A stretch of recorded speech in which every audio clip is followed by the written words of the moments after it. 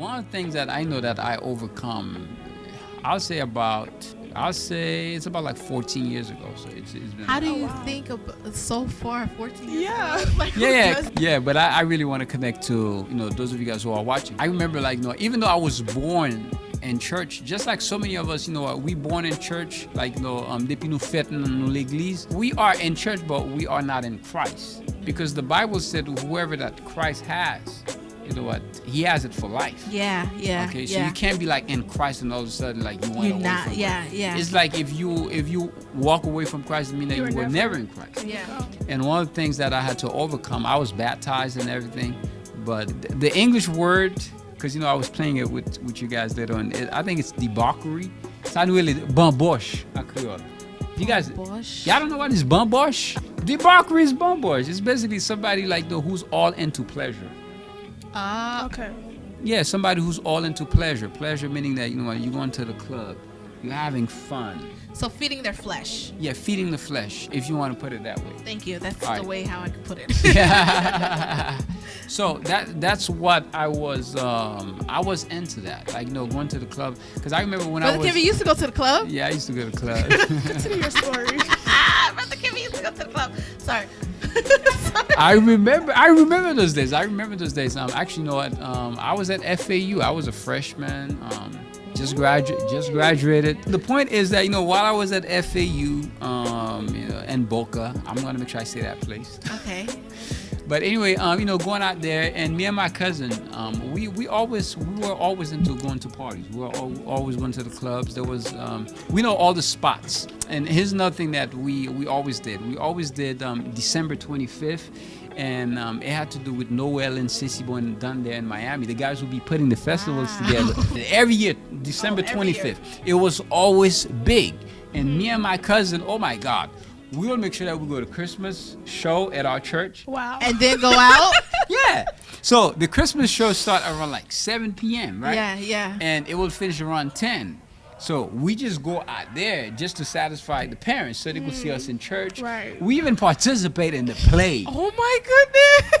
And I sit here at 10 o'clock or 11 o'clock. Time to go. We act like we go home or going to sleep, but we know the deal is to be in Miami by 11 o'clock at night. And that's how we did the Zen. All you really want, or all the flesh is requiring, right? All the flesh is requiring is that you spend that 30 minutes or 1 hour dancing behind someone, another young lady. Behind. You heard what he said? I know you heard what he said. He said behind someone. Who done that? You heard what he said? But that's the pleasure. And sometimes, the party will start at 11 o'clock, but by 1 o'clock or 2 o'clock, then there's a fight that break out. And police have to come, the sheriff have to come, they have to shut down the party. And sometimes, they throwing bottles. Wow. And all of that. But at one point, I start questioning my life. Is this the life that God intended for me? Yeah. Oh. Is this really me? Because, you know what? I was lost into the pleasure. Yes, I wanted to see Kylie me. Yes, I wanted to see Zen. But where was that going with me? What was I benefiting? Because from it. Yeah, because even for the Kylie me thing, to go to that bar, you got to pay like $40. $40. What, man? To go gospel Elijah? Right. Yeah, $40. And basically, that would have went. Schneidi said she would have went. Yeah, she probably would have went. Yeah. But anyway, I was questioning myself, is this the life that God really intended for me? And when I came down to that, I started asking my question. That's when, you remember we was talking about making the decision. Yeah. If you're going to be a conqueror, you got to make a decision. You always have to make decisions. And I always knew that I had a calling over my life. I just never activated it, Christ. I just never activated, but I knew that this is not my life. This is not how my real life, just like Tupac would have said, this is not how my real life's supposed to be. So how did you activate it? I just came down to the point I was fed up. I'm tired of this. I'm tired of this, waking up, every Friday or Saturday, waking up, at 11 o'clock, les parents pensent ou dormir ou pas dormir, you just, ou quitte Kaila tout petit, right? Oh my goodness. But one thing that, I had to come down to the point where I made a decision that this is not my real life. I don't think that's what the plan that God has for me. and that's when I embraced my calling. Because ever since that I embraced my calling, 2007 at Conservatrice, I never walked away from my calling. Oh. Not even once. Because ever since I embraced my calling and I changed my focus, because that's another thing. Yeah. Because you know what? We're going to quote Eric Thomas on this. Wherever your focus go, that's where your energy flows. Exactly. Oh, I Right? like that. Yeah. So basically, as soon as I changed my focus was in the Lord now, is in the Lord. So it's basically not even once I ever went to a Baal, because you know sometimes people are doing ministry Yeah. and they still in Baal.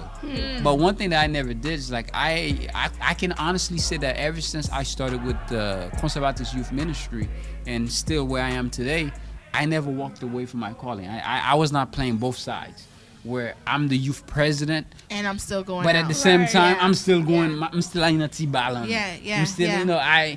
the youth from my church, the youth, like everybody I've been around to, they know my resume for that. And so going back to, if we're gonna summarize, how did I overcome that situation, that obstacles? I didn't blame people for my failure. I didn't say it's because it was my cousin. These are the reasons why I did that Yeah. or whatever. I was the one, sometimes I'm the one who's driving them. Yeah.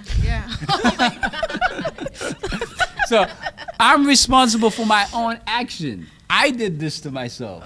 Okay, I did that. And there's a lot of you guys, the reason why you are not going to overcome your situations is because you keep pointing fingers at people. At everybody Exactly. else. Everybody except for else. yourself. But me, I like never that. came down to the point and be like, you know what, it's other people's fault. I always blame myself. Exactly. And when it was time for me to overcome that, I look at myself in the mirror saying, it's time for a change, Kennedy.